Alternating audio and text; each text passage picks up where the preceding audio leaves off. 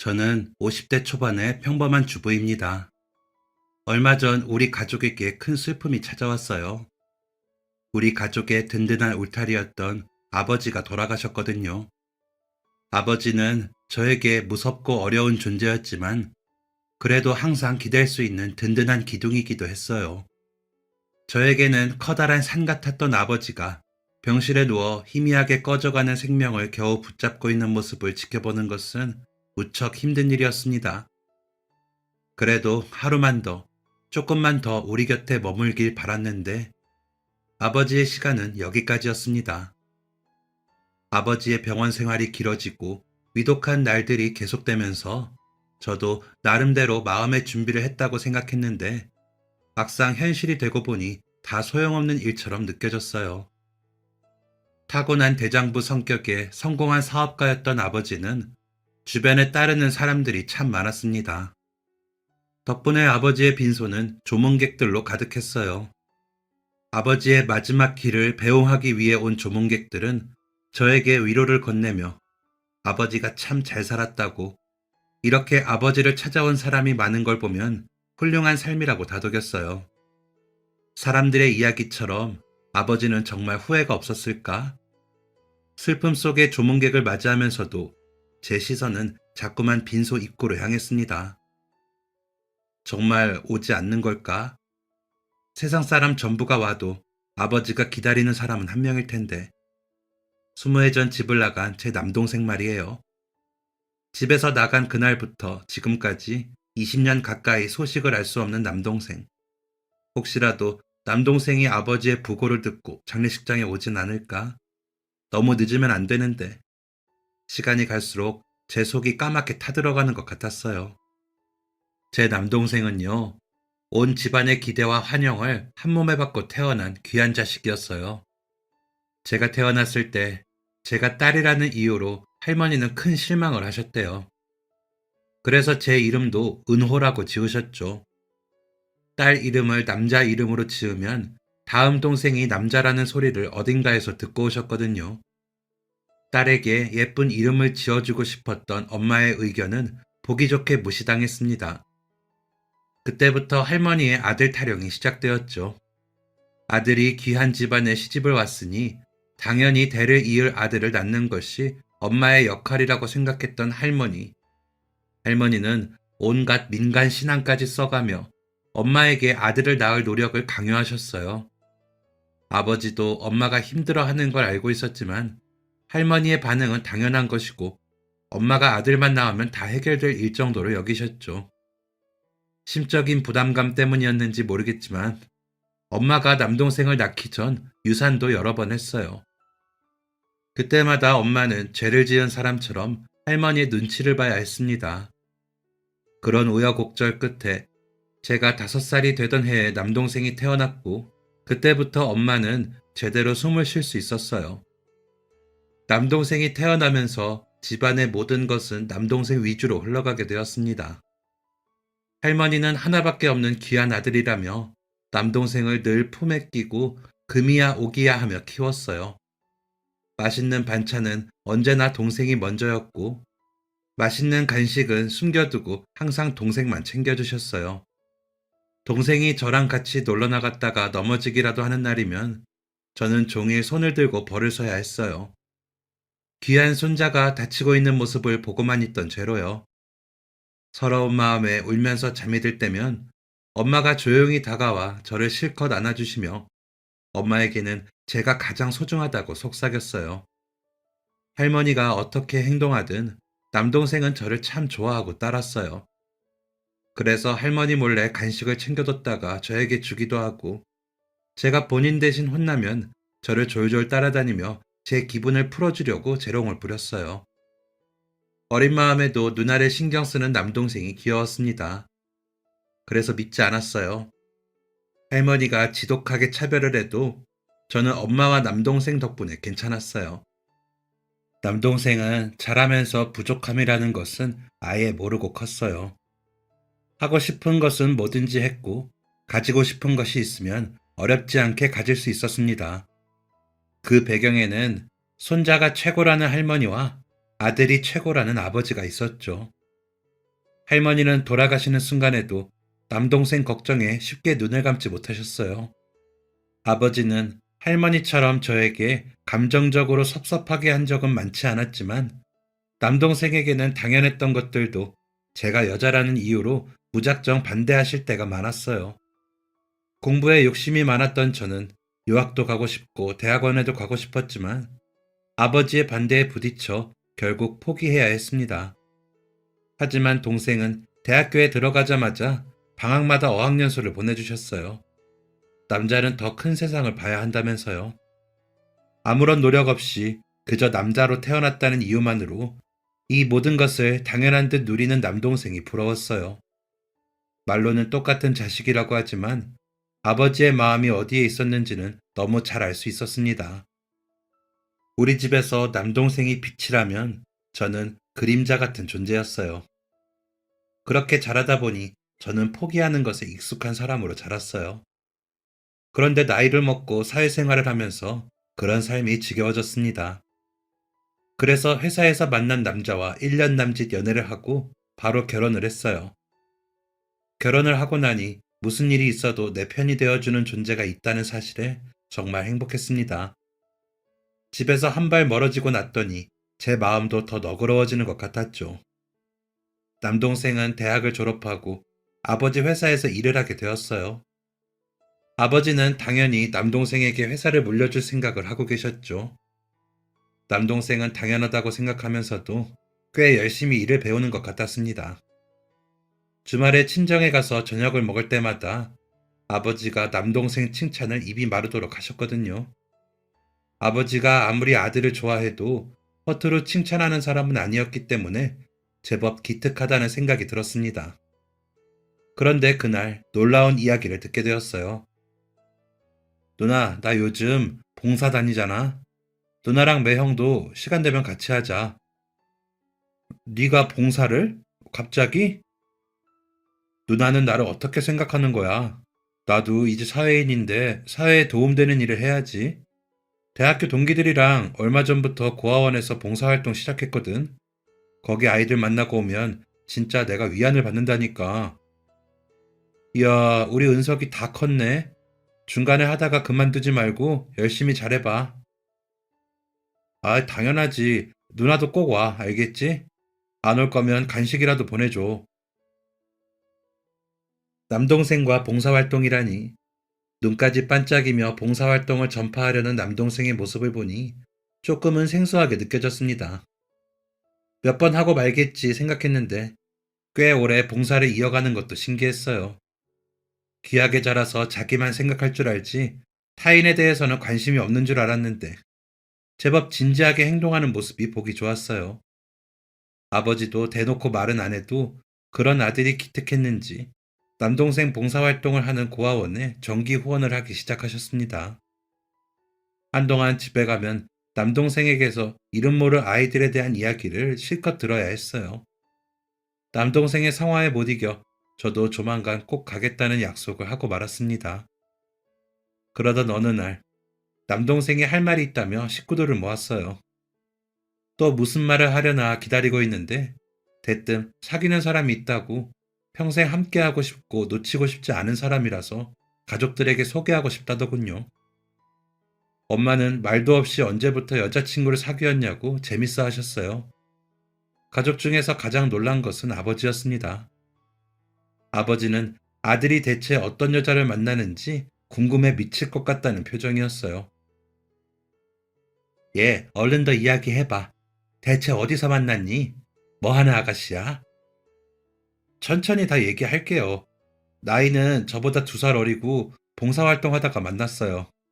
직업은 그냥 평범한 회사원이고요. 좋은 사람인가 보네. 봉사활동 하다가 만났다는 걸 보니. 너 어째 열심히 다닌다 했더니 여자친구 때문이었어? 아니, 꼭 그런 건 아니고. 뭐, 겸사겸사? 그래. 부모님은 뭐 하시니?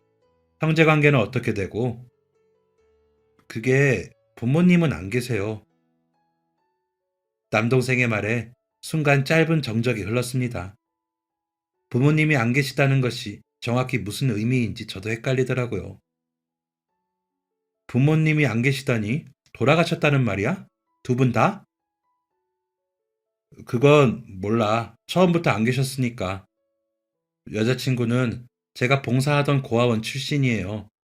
자립한 후에도 꾸준히 고아원을 찾아와서 봉사를 했다고 하더라고요. 혼자 힘으로 지금까지 잘 살아온 대단한 사람이에요. 그러니까 됐다. 더 들을 것도 없어. 남동생의 여자친구가 고아라는 말을 들은 아버지는 남동생의 말을 끊고 더는 들으려고 하지 않으셨습니다. 심상치 않은 분위기에 엄마와 저는 아무 말도 하지 못하고 서로 눈빛만 주고받았어요. 한겨울도 아닌데 서늘한 공기가 느껴지는 것 같았습니다. 아버지, 그 사람 본 적도 없잖아요. 한 번만 만나보면 생각이 바뀌실 거예요. 제 여자친구 진짜 멋진 사람이에요. 그 사람을 만나고 태어나서 처음으로 제가 더 나은 사람이 되고 싶다는 생각을 하게 됐어요.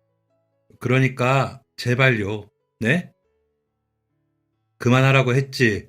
무슨 말 같지도 않은 소리를 입으로 내뱉고 있어. 아버지는 완강했습니다. 옆에서 애원하는 동생이 마치 투명인간이라도 된 것처럼 행동하셨어요.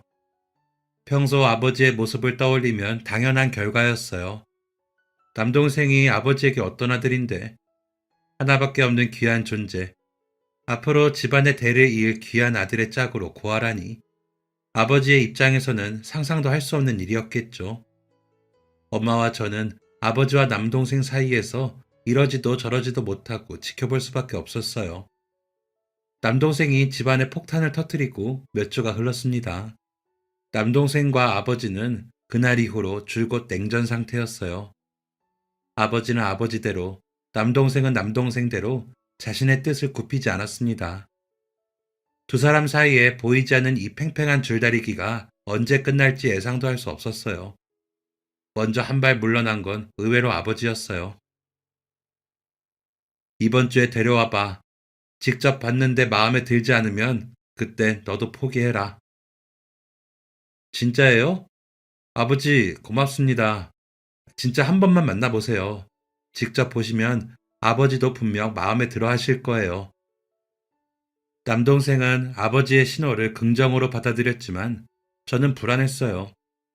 아버지가 쉽게 포기할 리가 없을 텐데 이 만남 자체도 남동생의 이별을 위해 억지로 만난다는 생각이 들었습니다. 그렇게 얼음판을 걷는 분위기 속에서 남동생이 여자친구와 함께 인사를 왔어요. 남동생의 여자친구는 보조개가 참 예쁘고 웃는 모습이 해맑은 사람이었습니다. 아버지는 일부러 부모님에 대해 묻고는 그 뒤로 아무것도 묻지 않으셨어요. 덕분에 엄마와 제가 번갈아가며 질문을 하느라 진땀을 뺐습니다. 아버지의 눈치도 느껴지지. 눈앞에 있는 남동생의 여자친구도 신경 써야 하지. 정말 괴로운 시간이었습니다. 남동생 여자친구와의 만남은 개인적으로는 참 좋았어요. 그동안 살아온 이야기를 들어보니 어려운 가운데에서도 자신의 처지를 비관하지 않고 정말 열심히 살았더라고요. 심지도 고든 것 같고 말투도 차분한 것이 왜 그렇게 남동생이 칭찬을 했는지 알 수 있을 것 같았습니다. 시종일관 냉랭하게 대하는 아버지 앞에서도 전혀 기죽지 않고 씩씩하게 대처하는 모습을 지켜보고 있자니 괜히 미안하고 마음이 안타까웠어요. 남동생의 여자친구가 떠나고 아버지는 남동생에게 말씀하셨습니다. 네 소원대로 봤으니 이제 됐지? 만나봐도 나는 마음에 드는 구석을 찾을 수가 없더구나. 이제 네가 포기할 차례야. 아버지가 처음부터 마음을 닫은 건 아니고요. 오늘 아버지 행동 정말 실망이에요. 아버지 그런 분 아니잖아요. 제 여자친구가 고아라서 무시하는 거예요? 지금이야 내 행동이 원망스럽겠지. 나중 되면 고맙다고 절을 할 게다. 아무리 둘이 좋다고 한들 어딜 출신도 모르는 여자를 우리 집안 며느리로 들일 생각을 해. 남들이 보면 우리 집안을 뭐라고 생각하겠어? 아버지는 아들의 행복보다 남들 눈이 더 중요해요? 네? 그래, 나는 남들 눈이 제일 중요해. 내가 이룬 내 가정, 내 회사에 흠집 나는 꼴 절대 못 봐. 다시 한번 말하지만 나는 절대 허락 못 한다. 두 사람도 괜히 마음 약해져서 따로 만나거나 하기만 해봐. 나 몰래 그런 짓을 하면 누구라도 가만두지 않을 테니까. 진짜. 엄마, 누나, 두 사람도 같은 생각이에요? 뭐라고 말 좀 해봐요. 남동생이 애원하듯 매달렸지만 엄마도 저도 선뜻 뭐라 대답할 수 없었어요. 우리 집에서 아버지의 영향력은 절대적이었고 아버지의 말이 곧 법이었으니까요. 비겁하게 무언의 대답을 하고 난 후에도 마음 한구석은 계속 불편했습니다. 고아원에서 봉사를 하는 아들을 기특해 하며 선뜻 후원까지 시작한 아버지였는데 아들의 짝으로 절대 고아는 받아줄 수 없다는 모습을 보면서 어딘가 쓸쓸한 마음이 들었어요. 그날 이후로 또다시 살얼음판을 걷는 날들이 계속됐습니다. 엄마는 숨이 막힌다며 매일 저에게 전화를 했어요. 제가 있다고 해서 달라질 것은 없지만 가족들이 걱정된 저는 하루가 멀다 하고 친정에 들러 분위기를 살폈어요. 시간이 지나도 아버지의 완강한 반대는 절대 꺾이지 않았어요. 태어나서 처음으로 부모님과 갈등을 겪게 된 남동생은 무척 괴로워했어요. 남편과 아들 사이에서 말없이 시달렸던 엄마는 결국 아들을 설득하기로 마음을 정하셨어요. 엄마까지 반대로 돌아선 후에도 남동생은 포기하지 않았습니다. 아버지는 남동생에게 준 카드는 물론이고 입사 기념으로 사줬던 차도 회수했어요. 그러면서 여자친구와 헤어지기 전까지 그 어떤 경제적 지원도 하지 않겠다고 냉정하게 선을 그었습니다. 저와 엄마에게도 몰래 용돈을 주다가 걸리면 가만두지 않겠다고 말씀하셨어요. 문득 궁금했습니다. 태어나서 지금까지 모자란 것 하나 없이 누리고 살았던 남동생이 과연 여자 때문에 이 모든 것을 포기할까? 그때까지만 해도 저는 남동생이 얼마 버티지 못하고 결국 아버지의 뜻에 따르게 될 거라고 생각했습니다. 단지 시간의 문제일 뿐이라고 여겼죠.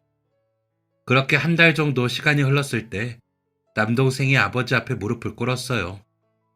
마음속으로 이제 포기를 하려나 싶었어요. 하지만 제 예상과 다르게 남동생은 또다시 여자친구와의 결혼을 허락해달라며 빌었습니다. 기대한 대답이 아니라는 사실에 분노한 아버지는 남동생을 죽일 듯 노려보았습니다. 두 사람 사이에 날카로운 말들이 오갔어요. 남동생은 악을 쓰며 대들었어요. 남동생이 아버지한테 저렇게까지 대드는 건 저도 처음 보는 모습이라 당황스러웠습니다. 고작 여자 때문에 어디서 못 배워먹은 행동을 하고 있어? 그 고아가 그렇게 하라고 시키디? 싹싹 빌고 다시 카드라도 받아오라고 하든? 그런 식으로 얘기하지 마세요. 은지 그런 사람 아니라고요. 부모님 허락받고 축복받는 결혼 하게 해주고 싶어서 그래서 그러는 거라고요. 은지는 제 부모님이 누구인지 우리 집이 얼마나 부자인지 그런 거 하나도 관심 없어요. 세상 사람들이 다 아버지 같지 않다고요. 아세요? 이놈의 자식. 내가 너를 어떻게 키웠는데 여자한테 빠져서 부모한테 이게 무슨 짓이야? 내 눈에 흙이 들어가도 절대 허락 못해. 아니, 안 해. 나는 이렇게 멋대로 구는 자식 둔 적 없다. 그따위로 할 거면 당장 나가거라. 나는 뭐 좋은 줄 알아요? 저도 아버지가 숨 막히고 답답하다고요. 차라리 저도 고아인 게 낫겠어요.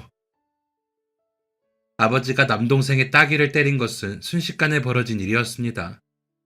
엄마와 제가 말릴 새도 없이 아버지의 손이 올라갔어요. 얼마나 힘을 줘서 때린 건지 동생의 입술에서는 피까지 났어요. 아버지의 행동에 충격을 받은 남동생은 자신의 뺨에 손을 대며 말없이 아버지를 노려봤습니다. 깜짝 놀란 엄마가 휴지를 가져가 입술을 닦아주려 했지만 남동생은 엄마의 손길도 뿌리쳤어요. 그러고는 꼴 보기 싫은 자식은 평생 눈앞에서 사라져 줄 테니 다시는 찾지 말라고, 부모고 형제며 없는 편이 낫다고 앞으로 인연 끊고 살자며 모진 말을 내뱉곤 그 길로 집을 나가버렸습니다. 남동생이 나가고 집안은 아수라장이 되었습니다. 말소리 하나 없이 고요했지만 속이 말이 아니었어요. 아버지는 자기 발로 나간 자식 절대 찾지 말라고, 아무리 빌고 애원해도 절대 받아주지 말라며 노여운 마음을 드러내셨어요. 이번에는 분위기가 달랐습니다. 이대로 남동생이 영영 돌아오지 않을 수도 있겠다는 불안감이 커졌어요. 집을 나간 순간부터 남동생의 전화기는 계속 꺼져 있었어요. 문자를 아무리 보내도 소용이 없었어요. 맨몸으로 나가서 대체 어디에 있는 건지 걱정이 됐습니다. 어린 시절부터 우리 집에 드나들며 저도 친하게 지냈던 남동생의 친구가 유일한 희망이었어요. 남동생의 친구는 자신도 연락이 되지 않는다며 어디 있는지 정말 모른다고 하더군요. 여자친구에 대해서도 아는 것이 없다고 했고요. 사실인지 아닌지 알 수 없으나 모른다고 하니 더 어쩔 수 없는 노릇이었습니다. 혹시라도 남동생에게 연락이 오면 저에게 꼭 연락해달라는 말을 남기고 기다려야 했어요. 그리고 며칠 뒤 남동생에게서 문자 한 통이 왔습니다. 누나, 그렇게 나가버려서 미안해. 엄마 많이 놀라셨지? 나 잘 있을 테니까 누나랑 엄마도 내 걱정하지 말고 잘 지내. 나 그 집에 절대 다시 돌아갈 생각 없어. 그러니까 엄마 좀 잘 챙겨줘. 혹시라도 나 찾는다는 소리 들리면 절대 찾지 못할 곳으로 영원히 사라질 거야. 나 없이도 행복하게 지내. 미안해. 남동생의 문자를 확인하고 곧장 통화 버튼을 눌렀지만 전화기는 꺼져 있었습니다. 문자만 보내고 바로 꺼버린 것 같았어요. 그날 이후 저는 매일 남동생에게 문자를 보냈습니다. 남동생의 힘든 모습을 방관했던 것에 대해 미안하다는 말을 전하며 돌아오라고, 집에 오기만 하면 어떻게든 같이 아버지를 설득하자고, 이번에는 꼭 옆에서 함께 하겠다고 보내고 또 보냈지만 단 한 통의 답장도 오지 않았습니다. 남동생이 집을 나가고 엄마는 며칠을 알아누웠어요. 그러고는 아버지에게 원망의 소리를 내뱉었습니다. 엄마가 아버지에게 큰 소리를 내는 것도 처음 보는 장면이었어요. 그날 이후로 엄마와 아버지 사이에 오가던 대화도 점점 줄어들었습니다. 뒤에서 나 몰래 그놈이랑 연락하는 거 아니지? 걱정 마세요. 하고 싶어도 할 수가 없으니까. 이번 기회에 아주 버릇을 고쳐놔야지. 어디 부모한테 대들어. 그놈 그거 돈 떨어지면 바로 꼬리 내리고 돌아올 거야. 그때까지 절대 연락하지 마. 알겠어? 나 그냥 하는 소리 아니야. 나 몰래 연락하면 가만 안 둘 테니까 그런 줄 알아. 당신도 예외 없어. 아버지의 그 말 속에는 아들이 돌아올 거라는 기대가 담겨 있었지만 애석하게도 아버지의 희망이 쉽게 이뤄질 것 같지 않았어요. 그러는 사이 언제 한 건지 남동생은 세대 분리까지 해버린 상태였습니다. 정말 이대로 우리 가족은 흩어지는 걸까? 엄마는 아들이 떠나던 날을 계속 떠올리면서 말리지 못했다는 죄책감 때문에 힘들어했어요. 그 와중에 아버지가 너무 완강해서 뭔가를 해볼 시도조차 하지 못했죠. 그러던 어느 날 남동생의 친구에게서 연락이 왔습니다. 남동생에게서 전화가 왔는데 어디 멀리 떠날 생각인지 친구에게 잘 지내라고 인사를 전했다면서요. 남동생이 어디로 가는지 아느냐고, 저에게만 몰래 말해줄 수 없냐고 물어봤지만 남동생의 친구는 자신도 더는 아는 것이 없다며 잘 지낸다고 하니 너무 걱정 말라는 말을 남기며 전화를 끊었습니다. 지금 할 수 있는 것은 동생 친구의 말대로 잘 지내고 있다는 말을 믿는 것뿐이었어요. 그리고 언제라도 좋으니 반드시 돌아왔으면 좋겠다는 마음만 간절했습니다. 귀하게 키운 아들이 집을 떠난 뒤 우리 집의 분위기는 정말 크게 달라졌습니다. 엄마는 집안일을 하다가도 멍하니 눈물을 훔치곤 하셨어요. 아들이 언제 돌아올지 모른다는 생각에 밤이 깊도록 불을 켜둔 채 잠들지 못하는 날이 많아졌습니다. 아버지는 아무렇지 않은 척 하셨지만 아무도 없는 부엌 식탁에 앉아 홀로 술잔을 기울이는 날들이 계속됐습니다. 남동생 없는 집은 텅 빈 공간처럼 어떠한 색도 온도도 느껴지지 않았어요. 그래도 시간은 야속하게 흘러갔습니다. 남동생이 없어도 다음 날은 찾아왔고 엄마와 저도 남동생이 없는 일상에 점점 적응을 해갔어요. 그래도 그 세월을 그냥 모른 척 보낸 것은 아니었습니다. 저와 엄마는 아버지에게 몇 번이고 이제 그만 동생을 받아주자고 이야기했어요. 하지만 엄마와 저의 간곡한 부탁에도 아버지는 냉정했습니다. 부모 버리고 간 자식은 자식도 아니라고. 그런 아들은 필요 없다며 전보다 더 크게 화를 내셨죠. 그런 시간들이 반복되면서 엄마와 아버지, 그리고 우리 셋은 의식적으로 남동생의 이야기를 하지 않았습니다. 처음부터 존재하지 않았던 것처럼요. 엄마와 저는 남동생이 어디 먼 나라에 이민을 가 있는 거라고 생각하면서 살기로 했습니다. 어디 납치된 것도 아니고 다 큰 성인이니 알아서 잘 살 거라고요. 그렇게라도 생각하지 않으면 엄마가 숨을 쉬지 못할 것 같았거든요. 그렇게 살다 보니 20년이라는 세월이 훌쩍 지나갔습니다. 강산이 변해도 두 번은 변했을 세월인데 우리 가족의 시간은 남동생이 떠난 20년 전에 멈춰 있는 것만 같았어요. 남동생이 떠나 있는 동안 부모님은 해가 다르게 늙었고 아버지는 암 진단을 받고 수술까지 받게 되었습니다.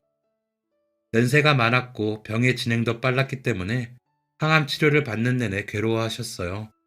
통원 치료가 불가능할 정도로 증세가 심해진 뒤에는 요양병원에서 입원과 퇴원을 반복하며 힘겨운 시간을 견뎌야 했습니다.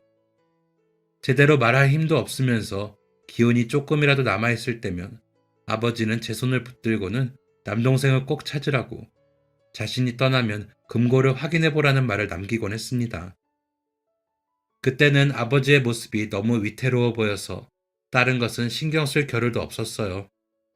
언제 꺼질지 모르는 생명의 끈을 겨우 잡고 있던 아버진 가끔 어딘가를 향해 뜻모를 말들을 읊조리곤 하셨어요. 아버지에게 시간이 많지 않다는 것이 느껴질 때마다 제 마음은 초조해졌습니다. 남동생이 떠난 이후 남동생의 친구와는 매년 연락을 주고받았어요. 물론 남동생의 소식은 알 수 없었지만 이 끝마저 놓을 순 없었거든요. 저는 오랜만에 남동생의 친구에게 연락을 해서 아버지의 상태가 위독하다는 말을 전했습니다. 혹시라도 남동생과 연락이 된다면 전해주길 바라는 마음으로요.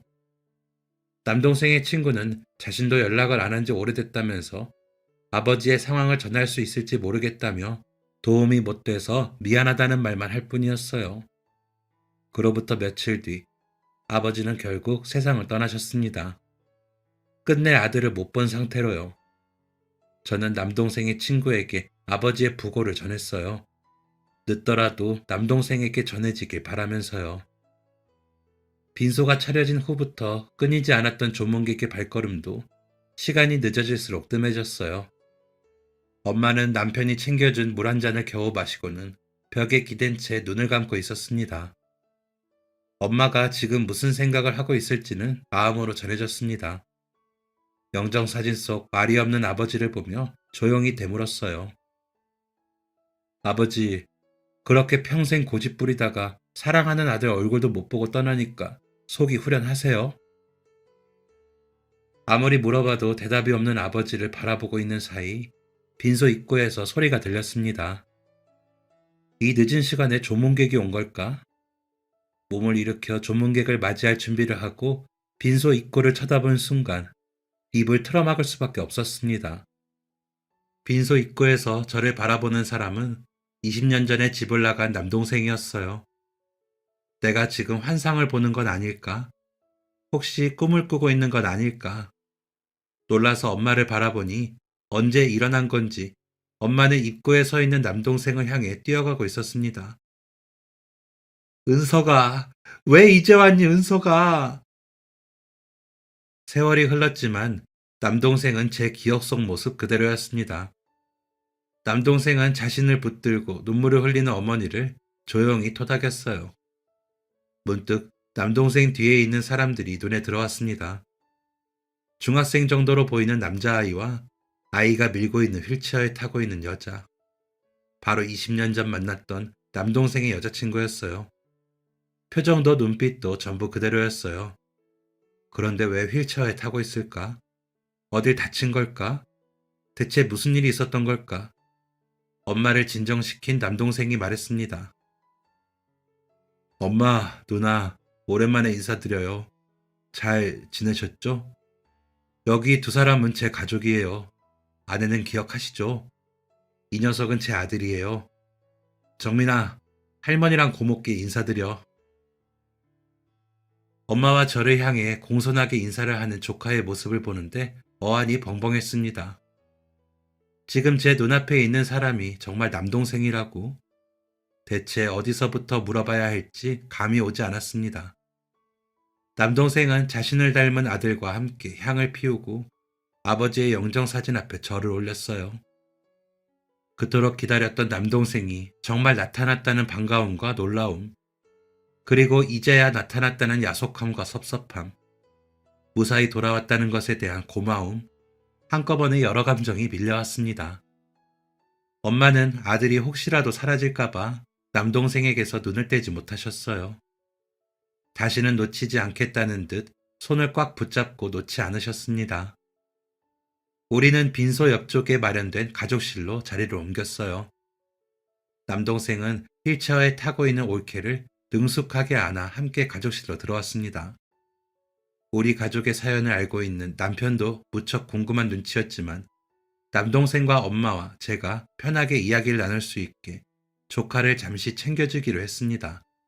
가족실에 모인 엄마와 저, 남동생과 올케, 우리 네 사람 사이에는 어색한 침묵이 맴돌았습니다. 먼저 입을 뗀 건 엄마였어요. 은서가 어떻게 20년 동안 엄마한테까지 연락을 안 할 수가 있니? 응? 어떻게 지낸 거야? 그때부터 지금까지 둘이 계속 같이 지낸 거니? 죄송해요, 엄마.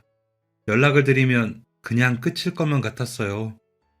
그날 아버지랑 다투고 무작정 이 사람 집으로 갔었어요. 처음에는 집에서 그런 일이 있었다고 얘기도 못하고 그냥 보고 싶어서 왔다고 했었죠. 그런데 얼마 안 가서 들켰어요. 핸드폰은 계속 꺼놓고 있지. 잘 나가던 회사도 안 나가지.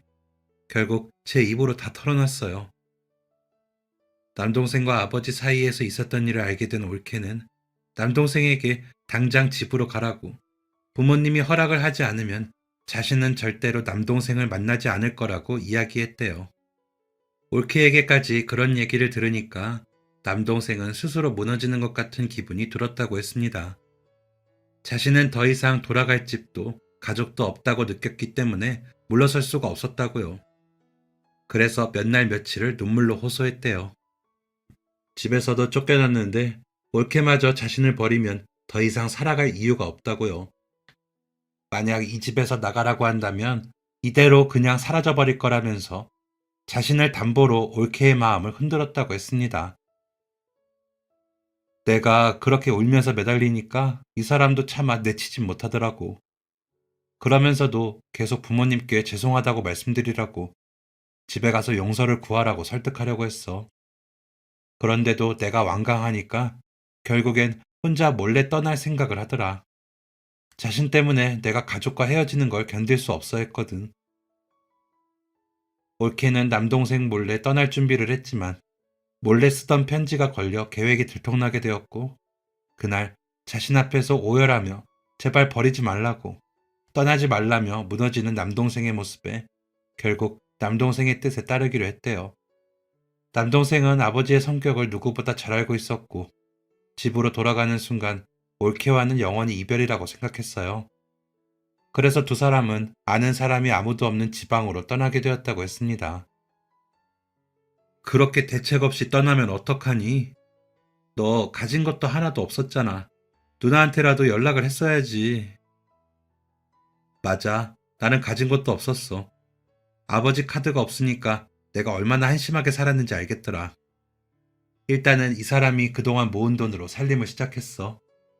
곧바로 혼인신고도 했고 내가 일자리를 찾느라 방황하는 동안에도 이 사람은 마트며 식당이며 닥치는 대로 일을 했지. 그 모습을 보고 나도 시장에서 장사를 배우면서 열심히 일했어. 이제 내 가족은 은주뿐이니까 내가 은주를 지켜줘야 된다고 생각했어. 지방으로 내려가서 꼬박 2년 동안 두 사람은 참 열심히 일을 했대요. 평생 편하게 살았던 남동생에게 지방살이는 생각보다 녹록지 않았지만 자신을 믿고 따라온 올케를 위해서라도 잘 살아야겠다는 생각을 했다면서요. 그렇게 그곳 생활에 적응을 해나갈 때쯤 올케를 이렇게 만든 큰 사고가 발생했습니다. 정말 큰 사고였어. 내가 얼마나 빌었는지 몰라. 우리 은주 살려만 달라고 그러면 내가 어떻게 해서든 평생 책임지겠다고. 내 기도가 이뤄졌는지 은주는 깨어났지만 하반신마비 판정을 받게 되었어. 다 원망스러웠어. 내가 이곳으로 오자고 해서 이런 일이 벌어진 것만 같고 그냥 전부 다 내 탓 같았어. 남동생은 올케가 평생 휠체어를 타야 한다는 사실이 가장 괴로웠대요. 받아들이지 못하고 힘들어하는 남동생을 위로한 건 올케였어요. 절망에 빠질 수 있는 상황에서도 올케는 자신의 처지를 비관하지 않고 있는 그대로 받아들였대요. 이 사람이 손재주가 좋아. 앞으로 뭘 하면 좋을까 고민하다가 공방을 열어서 원데이 클래스도 열고 직접 만든 물건을 판매도 하고 싶다고 하더라. 손으로 하는 일이면 무엇이든 할 수 있지 않겠냐면서. 그렇게 목표를 정한 뒤로는 병원에서 퇴원하고 통원 치료를 받을 때도 창업에 필요한 교육을 받으러 다닐 정도로 열심히 했어. 민간 자격증도 딸 수 있는 건 거의 다 땄던 것 같아. 생활력이 남달랐던 올케는 자신의 장애를 또 다른 기회의 방향으로 생각하기로 했습니다. 막상 현실에 치여 미뤄뒀던 오랜 꿈을 이룰 때가 온 것 같다면서요. 처음 시작은 관광지의 구석진 골목에 있는 몇 평 안 되는 작은 공간이었대요. 관광객을 상대로 원데이 클래스를 하고 수업이 없는 날에는 물건을 만들어 온라인과 오프라인을 통해 판매를 하고 하루도 쉬지 않고 매일매일 치열하게 살았대요. 그러다 보니 학교나 기업에 출강을 나가는 일도 생겼다고요. 그렇게 조금씩 이름을 알리며 묵묵하게 자리를 지키다 보니 어느덧 관광지 초입에 자리 잡을 정도로 규모도 키웠고 관광객들 사이에서는 꼭 들러야 하는 코스로 유명해졌대요. 공방이 대박을 치게 되면서 남동생도 아예 공방 일을 도우며 지내게 되었다고 했습니다. 처음 공방을 열고 얼마 되지 않았을 때 우리에게 아들이 찾아왔어. 임신이 불가능한 상황은 아니었지만 그래도 어려울 거라고 생각했거든. 성취하는 몸으로 애까지 낳느라 이 사람이 참 고생이 많았지. 정말 아무리 생각해도 나한테는 분에 넘치는 사람이야. 이 사람은 위기의 순간마다 포기가 아닌 희망을 선택했어. 그 모습 덕분에 나도 지금까지 잘 살 수 있었고, 아버지가 그러셨지. 나는 내 손으로 제대로 할 수 있는 게 없다고. 그 생각을 하면서 어떻게든 더 보란 듯이 살아내려고 노력했었어. 어떻게 보면 아버지 덕분에 여기까지 온 셈이네. 남동생의 이야기를 듣고 보니 남동생과 올케가 지난 20년을 얼마나 애쓰며 버텨왔을지 눈에 선명하게 그려졌습니다. 불의의 사고를 당했음에도 좌절하지 않고 멋지게 삶을 살아가는 올케가 참 기특하다는 생각이 들었어요. 두 사람 다 고생 많았네. 그래도 큰일을 겪으면서 어떻게 말도 없이 버텼어. 그런 건 아주 둘이 똑같아. 저 어머님과 형님께는 정말 죄송하다는 말씀을 꼭 드리고 싶었어요. 제가 더 냉정했어야 했는데, 그렇다면 가족들이 힘들어할 일도 없었을 텐데. 아니, 뭐라고 하려는 게 아니에요. 다 지난 일인데 이제 와서 후회하지 말아요. 두 사람이 이렇게 자식 낳고 잘 지내고 있다는 것만으로 충분하니까. 그렇게 말씀해 주셔서 감사해요. 사실 다 제 욕심 때문이었죠. 정민 아빠 만나기 전에 제 인생은 어둠이었어요. 쓸쓸하고 헛헛한 마음을 달래기 위해 제가 지냈던 고아원에 찾아가 봉사를 했던 것뿐인데 그때 다가온 정민 아빠를 차마 내칠 수 없었어요. 제 처지를 생각하면 감히 꿈꿀 수도 없는 사람이란 걸 알았지만 이 사람이 주는 안정감이 너무 좋아서 너무 따뜻해서 그 손을 끝내 뿌리치지 못했어요. 올케는 부모님과 저를 생각해서라도 어떻게든 남동생을 보냈어야 했는데 끝까지 그러지 못해서 죄송하다는 말을 했어요. 사고가 나고 평생 휠체어에 의존해야 한다는 사실을 알았을 때는 사실 세상이 무너지는 것 같았대요. 하지만 자신보다 더 힘들어하는 남동생을 보면서 어떻게든 잘 극복해야 한다는 생각이 들었대요. 책임감 때문에 자신을 떠나지 못할 남동생을 위해서라도 어떻게든 잘 살아야겠다면서요. 그래서 언젠가는 당당한 모습으로 가족들 앞에 나타나고 싶었다는 말을 했어요. 조금만 더 그렇게 하던 것이 벌써 20년이 되었네요. 저도 아이를 낳고 보니 부모님의 마음이 어떠셨을지 이제는 너무 잘 알아요. 그래서 더 죄송스러웠어요. 그동안 가족들 마음을 너무 아프게 해서 정말 죄송합니다. 죄송하다는 말씀밖에 못 드려서 죄송해요. 올케는 무슨 큰 죄를 지은 사람처럼 고개를 들지 못했어요. 올케라고 마음이 편하진 않았겠죠. 이 긴 세월 속에 차마 꺼내지 못한 이야기가 아마 더 많을 거예요. 힘겨운 이야기를 마친 올케의 어깨가 파르르 떨리는 것을 본 엄마가 올케에게 가까이 다가가셨어요. 고맙다. 지금까지 잘 살아줘서. 포기하지 않고 버텨줘서 고마워. 많이 아프고 힘들었지? 지난 20년 동안 오늘이 오기만을 간절히 기다려왔단다. 정말 잘 왔어. 엄마는 올케의 어깨를 감싸 안으며 함께 눈물을 흘렸습니다. 엄마가 속으로 삼켰던 수많은 말들이 눈물이 되어 올케의 어깨 위로 떨어졌어요. 저만은 울지 않으려고 안간힘을 썼는데 결국 저도 울음을 터뜨릴 수밖에 없었습니다. 말하지 않아도 알 수 있다는 듯 우리 네 사람은 그저 서로를 끌어안으며 눈물 속에 무수히 많은 이야기를 쏟아냈습니다. 아버지를 보내는 동안에도 남동생은 많은 말을 하지 않았어요. 그저 조용히 자신의 자리를 지킬 뿐이었습니다. 납골 땅에 아버지를 모신 후 남동생은 가족들과 함께 집으로 돌아가겠다는 말을 건넸어요. 저도 그렇고 엄마도 그렇고 이대로 남동생을 보내고 싶진 않았습니다. 하루만 자고 가라는 엄마의 부탁에 남동생은 못 이기는 척 가족들과 함께 20년 전 떠났던 우리 집으로 향했습니다. 20년 만에 집에 온 소감이 어때? 글쎄, 어색할 줄 알았는데 여긴 전부 그대로네. 바뀐 게 거의 없어. 네 방도 그대로야. 너 떠난 뒤에도 엄마가 매일 쓸고 닦고 하셨지. 정민아, 아빠가 쓰던 방 구경해 볼래? 엄마와 올케, 조카가 남동생의 방에서 이야기꽃을 피우는 사이 저는 남동생을 데리고 아버지의 금고가 있는 서재에 들어갔습니다. 아버지가 병원에 있을 때 금고 이야기를 했던 게 떠올랐거든요. 여긴 왜 들어왔어? 아버지가 떠나시기 얼마 전에 너를 꼭 찾으라면서 금고를 보라고 하셨거든. 나도 뭐가 들어있는지는 몰라. 경황이 없어서 그전에는 열어볼 생각도 못했다. 그래? 속을 알 수 없는 양반이야. 남동생이 서재를 훑어보는 동안 저는 조심스럽게 금고를 열었어요. 금고를 열었더니 그 안에는 통장 한 개, 접혀있는 쪽지 한 장, 그리고 제법 두꺼운 노트가 있었습니다. 가장 먼저 쪽지를 펼쳐보니 강원도 쪽에 주소가 적혀 있었어요. 강원도? 은서가, 너 지금 사는 곳이 강원도라고 하지 않았어? 이 주소 알아? 줘봐. 어? 여기 우리 집인데? 지금 살고 있는 집 주소가 왜 여기에? 의아했습니다.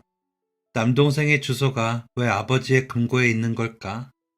의아한 마음에 통장을 보니 남동생의 이름으로 된 통장이었어요. 15년 전부터 아버지가 돌아가시기 전까지 매달 꼬박꼬박 입금을 한 통장이요. 아버지가 남긴 흔적들을 확인하면 할수록 더 헷갈렸습니다. 이제 남은 것은 두꺼운 노트였어요. 이걸 보면 아버지가 남긴 것들에 대한 의미를 알 수 있을까요? 떨리는 마음으로 확인한 노트의 정체는 아버지의 일기장이었어요. 아버지는 평소에도 이런저런 기록을 하는 것을 좋아하셨어요. 그런데 이렇게 일기장을 남겨두셨을 줄은 몰랐습니다. 일기장의 시작은 집 나간 아들에 대한 배신감으로 가득했어요. 아버지는 이걸 왜 보여주려고 하셨을까? 저는 자신에 대한 아버지의 속마음을 그대로 읽고 있는 남동생의 눈치를 살피며 일기장을 넘겼습니다. 어느 정도 넘기다 보니 뜻밖의 이야기가 적혀 있었어요. 남동생이 집을 나간 지 5년째 되던 날, 그러니까 올케가 사고를 당하고 3년 정도 지났을 때네요. 아버지는 엄마와 저에게는 철저하게 비밀로 하고 사람을 시켜서 남동생의 위치를 찾았던 모양이에요.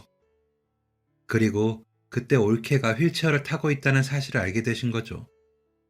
고용한 사람을 통해서 아들 부부에게 무슨 일이 있었는지 알게 되었고 적지 않은 충격을 받으신 것 같았습니다.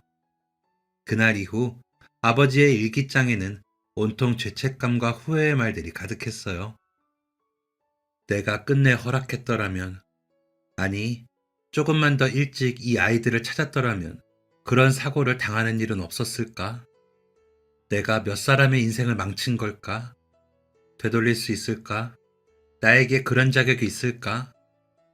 나는 평생 아이들의 원망을 안고 살아가야 한다. 아버지는 올케가 사고 난 것도, 그래서 하반신 마비가 된 것도 전부 자신이 반대해서 연고도 없는 낯선 곳으로 자식을 내몰아서 그렇게 된 것 같다며 자책하고 있었습니다. 그 후로도 아버지는 남몰래 남동생과 올케가 사는 곳에 찾아가 멀리서 바라보셨어요. 하지만 아이들의 인생을 망쳤다는 생각에 차마 모습을 드러내지 못하고 떠나셨던 거죠. 뒤로 갈수록 아버지의 일기장에는 자신의 아들과 며느리에 대한 미안함과 후회로 가득했습니다. 끝내 자신을 용서할 수 없었던 아버지는 뒤에서 남몰래 후회의 눈물을 흘려야 했습니다. 마지막으로 남긴 일기는 아버지가 남동생에게 보내는 편지와도 같았어요. 아버지는 자신에게 남동생이 어떤 아들이었는지, 반대를 했던 당시 속상했던 마음과 시간이 지나면서 생긴 후회와 죄책감에 대한 고백, 그리고 며느리에게 상처를 준 것에 대해 정말 미안하다며 살아생전 용서받지 못하고 떠나는 자신을 이해해달라는 말을 남겼습니다. 뒤로 갈수록 손에 힘이 빠진 건지 몇 번이나 덧대어 눌러쓴 흔적이 마음을 더 아프게 했어요. 남동생의 말처럼 아버지는 좀처럼 속을 알 수 없는 사람이었어요. 저는 20년 동안 냉정하게 굴었던 아버지가 참 여러 의미로 대단하다고 생각했거든요. 그렇게 지금까지 본인 고집대로만 살다가 가셨다고만 생각했는데 아버지가 이런 비밀을 간직하고 있었을 줄은 몰랐습니다. 일기장을 다 읽고 나서야 아버지에 대한 연민이 밀려왔습니다. 옆에서 말없이 일기장을 읽은 남동생은 고개를 숙인 채 한참을 움직이지 않았어요. 너무 늦게 알게 된 아버지의 마음 앞에서 남동생은 소리 없이 쓸쓸한 눈물을 흘리고 있었습니다. 있잖아, 은서가. 아버지 병원에 계실 때 몸도 마음도 참 많이 괴로워하셨거든. 근데 그때마다 네 어릴 적 이야기를 많이 하셨어. 너랑 함께했던 추억 같은 것들 말이야. 아버지가 끝내 너희 앞에 나타나지 못했던 것은 그렇게 사랑하는 아들에게 용서받지 못할까봐 두려워서 그랬던 건 아닐까? 그래서 세상을 떠난 뒤에라도 미안하다는 말을 하고 싶어서 나한테 금고를 맡기셨던 것 같아. 내가 너를 찾아주길 바라면서 그 주소를 보니 계속 너희 뒤에서 지켜보고 계셨나 보다. 제 말에 남동생은 눈물을 훔치며 고개를 끄덕였습니다. 남동생은 지금 무슨 생각을 하고 있을까요? 일기장을 다시 읽기 시작한 남동생을 서재에 남겨두고 저는 잠시 베란다로 나왔습니다. 구름 한 점 없는 맑은 하늘이 어쩐지 구슬프게 느껴졌어요. 무슨 일이 있어도 약한 모습을 보이지 않는 사람. 한 번 내린 결정은 하늘이 무너져도 바꾸지 않는 사람. 자신의 말이 곧 법인 사람. 제가 살면서 느낀 아버지는 그런 사람이었는데 지금은 잘 모르겠습니다. 50년이 넘도록 함께 살아온 아버지의 진짜 얼굴은 어떤 얼굴일까요? 남동생이 떠나고 지난 아버지의 세월이 온통 후회로 가득했다는 사실을 떠올리니 마음이 편치 않습니다. 저와 엄마에게조차 털어놓지 못하고 그 긴 세월 동안 홀로 죄책감에 시달리며 살았을 아버지. 자신의 손으로 아들과 며느리의 인생을 망가뜨렸다는 생각에 빠져 벗어날 수 없었던 그 마음. 남동생을 너무나 사랑했기에 그 사랑이 무너지는 것을 볼 자신이 없어서 나설 수 없었던 아버지의 마음이 조금은 이해가 되는 것 같았습니다. 아버지는 그 일기장을 통해 아들에게 하고 싶었던 말을 다 하셨을까요? 아버지가 살아계셨을 때 용기를 냈더라면 어땠을까요? 평생을 지독한 고집으로 살았던 사람이라고만 여겼던 아버지가 혼자 너무 큰 고통을 삼킨 것은 아닌지 이 모든 사실을 뒤늦게 알게 된 저 역시 마음이 쓸쓸해집니다. 끝내 아들의 손을 잡지 못하고 떠난 아버지를 떠올리며 저는 이제라도 제가 할 수 있는 일을 해야겠다는 생각을 했습니다. 지난 세월을 되돌릴 수도 없고 잃은 것들을 돌려줄 수도 없지만 남동생의 가족이 더 행복하게 살 수 있도록 제가 할 수 있는 게 있다면 최선을 다해 도와줄 생각이에요. 20년 전 아버지에게 맞설 용기가 없어서 남동생에게 상처를 줬던 그 마음의 짐도 머지않은 시기에 내려놓을 수 있게 되겠죠. 그 날이 올 때까지 저는 온 마음을 다해 나아가겠습니다. 지난 20년은 아버지의 후회로 물들었지만 앞으로 남은 시간은 후회에 머무는 시간이 아닌 치유의 시간으로 만들어 나가고 싶어요. 그것이 아버지가 아들 부부에게 마음 깊이 건네고 싶었던 사과를 대신 전하는 길이라고 그렇게 믿고 싶습니다. 지금까지 사연 들어주셔서 감사합니다. 사연이 재밌으셨다면 구독과 좋아요를 눌러주세요. 감사합니다. 안녕히 계세요.